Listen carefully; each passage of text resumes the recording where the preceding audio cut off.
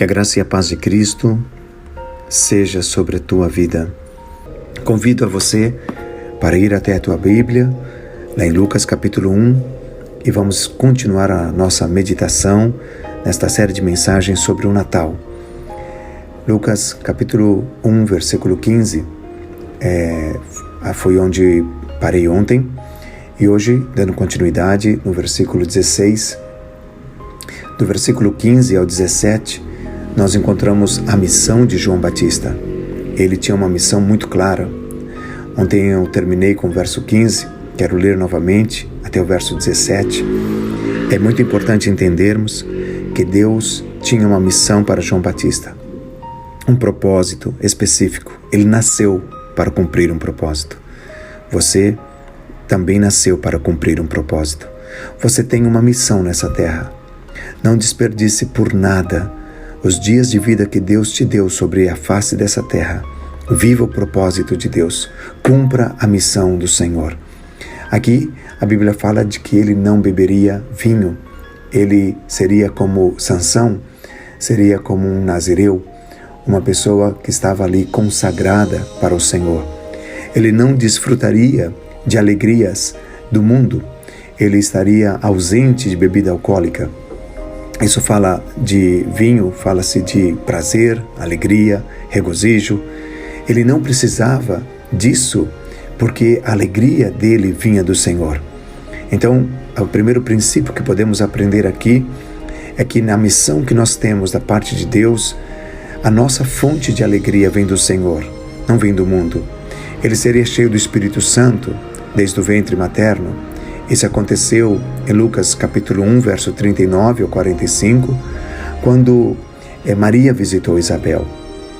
Ele foi cheio do Espírito Santo. Que momento maravilhoso. Nós vamos chegar lá também nesse estudo. Aí no verso 16, aí falando dessa missão de João Batista ainda, ele tinha uma missão de converter, essa tarefa de levar as pessoas à obediência da palavra de Deus. 3 vezes aparece essa palavra converter, o que quer dizer retornar para o louvor do verdadeiro Deus. Essa era a tarefa dele. Logicamente sabemos que ele fez isso debaixo da unção do Espírito Santo. Jesus mais tarde, em João 16, ele disse que é o Espírito Santo que convence, e se ele convence, a pessoa se converte.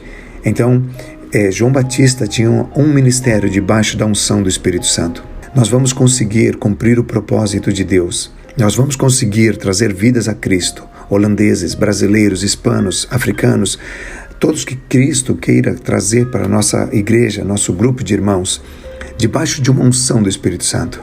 Fora da unção do Espírito Santo, não seremos uma igreja de impacto. Assim que essa palavra é muito forte quando fala-se de conversão. É algo que tem que estar ligado a uma ação direta do Espírito Santo.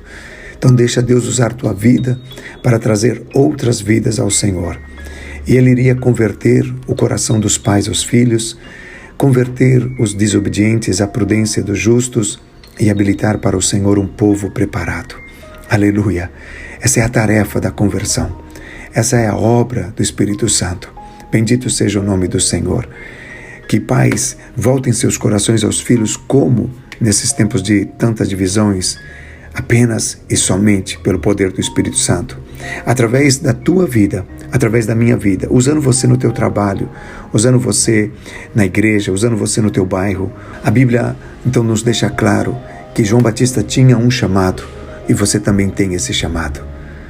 Deus estava falando através de Gabriel, do anjo Gabriel, a missão de João Batista. Deus nos fala através da sua palavra, a nossa missão. Você já entende a tua? Deus tem uma missão para você. Versículo 18, fala-se a respeito de quando nós colocamos a limitação na frente do que Deus está falando. Veja bem, de Zacarias iria sair um profeta, o que iria preparar o caminho do Senhor. Sabe, muitas vezes talvez você foi tão maltratado ou tão maltratada, tão desprezado, desprezada com mensagens erradas a teu respeito, e você criou crenças, levantou paradigmas, conceitos, ideias a teu respeito que estão longe daquelas ideias que Deus pensa a teu respeito. E você acha que de você não pode sair nada bom. Isso não é verdade. Isso é uma obra que Satanás fez para jogar você na sarjeta do desprezo, da rejeição. Estou ministrando o curso Prumo Divino e como tenho visto pessoas sendo curadas, sendo restauradas, porque elas romperam com as mentiras que foram colocadas sobre suas vidas. E eu quero dizer para você, no nome de Jesus, o que Deus tem para que saia de você é para a bênção, mas Deus quer curar o teu coração. O que Deus tinha para Zacarias era que saísse dele bênção, mas Zacarias tinha limitações.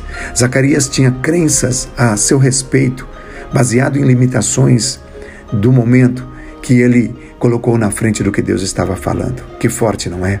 Verso 18 diz que Zacarias respondeu para o anjo: como eu vou saber isto? Como você me dá garantia de que isso será verdade? Veja que ele questiona aqui o anjo. Quantas vezes você tem questionado a palavra de Deus quando Deus tem falado verdades a teu respeito?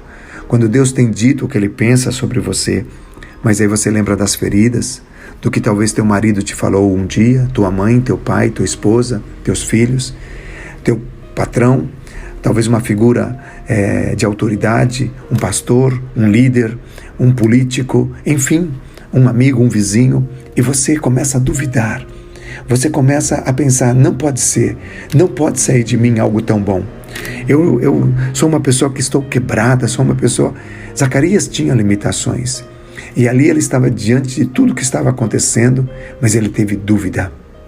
Por favor, não duvide do que Deus está falando por sua palavra hoje, do valor que você tem e do que Ele quer que saia de você, sair bênção.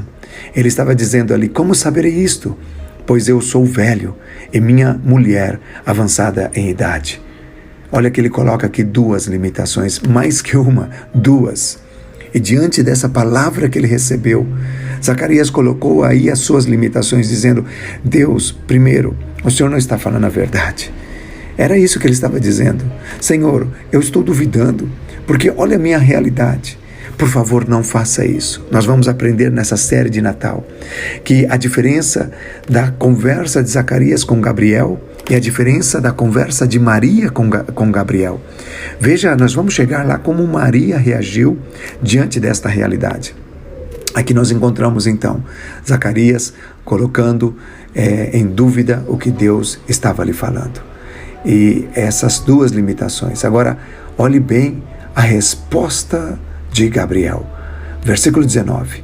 Deus tem uma resposta para você se você tiver dúvida. Respondeu, eu sou Gabriel. Quem era Gabriel? Quem era esse anjo que se apresenta a Zacarias, que mais tarde se apresentou também a Maria?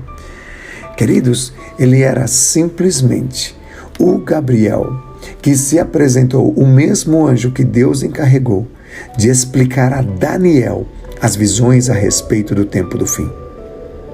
Meu Deus! E esse tempo do fim se inicia com o nascimento de João Batista. Olha quem Deus enviou para falar com Zacarias. O próprio anjo que proclamou que haveria o fim lá para Daniel, capítulo 8, verso 16, 17, capítulo 9, verso 21. E agora, Deus traz este mesmo anjo para falar com Zacarias.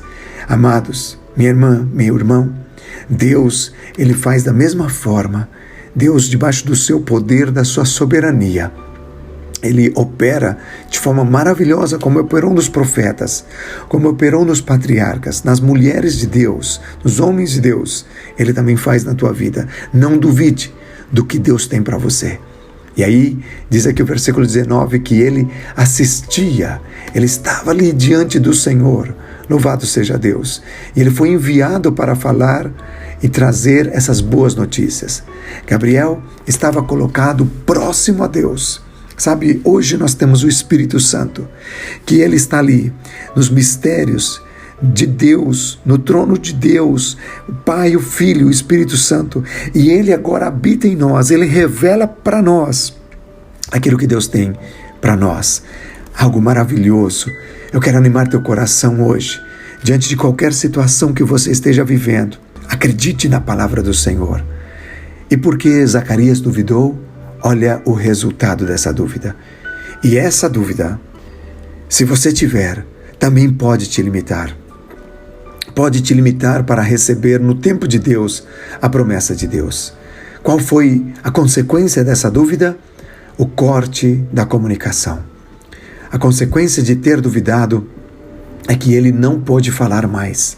Ele ficou mudo. Diz o verso 20, ficarás mudo e não poderás falar até o dia em que estas coisas venham a realizar-se. Portanto, não acreditaste nas minhas palavras, as quais elas vão, no seu tempo, se cumprir. Zacarias não acreditou. Por causa dos paradigmas, das fortalezas da sua mente, de olhar a realidade que ele tinha na sua vida. Por favor, você já tem essa lição de Zacarias. Não duvide do que Deus quer fazer em você. Não deixe que a incredulidade tome conta do teu coração, mas aproprie-se dessa palavra hoje para você. Em nome de Jesus, louvado seja Deus. Zacarias, ele recebe a palavra e ele duvida. Lá na frente nós vamos ver que Maria recebe a palavra e ela não duvida. E vamos ver a grande diferença entre os dois. Aqui temos a lição de hoje. O povo estava esperando Zacarias e estavam admirados pelo tempo que ele estava demorando. Mas quando ele saiu, ele não pôde falar nada. Todos entenderam que ele tinha tido alguma visão lá no santuário. Mas quando terminou os dias dele ministrar ali em Jerusalém, ele voltou para casa. Com a promessa, mas sem poder falar. Deus, ele não tira a promessa. Deus não tira a palavra dele. Mas estaremos limitados a ver o seu cumprimento por causa de nossas incredulidades. A lição de hoje é: acredite naquilo que Deus fala através do seu Espírito e através de sua palavra. Que Deus abençoe você. Estou orando por tua vida. Seja edificado, seja edificada na palavra do Senhor. Deus te abençoe.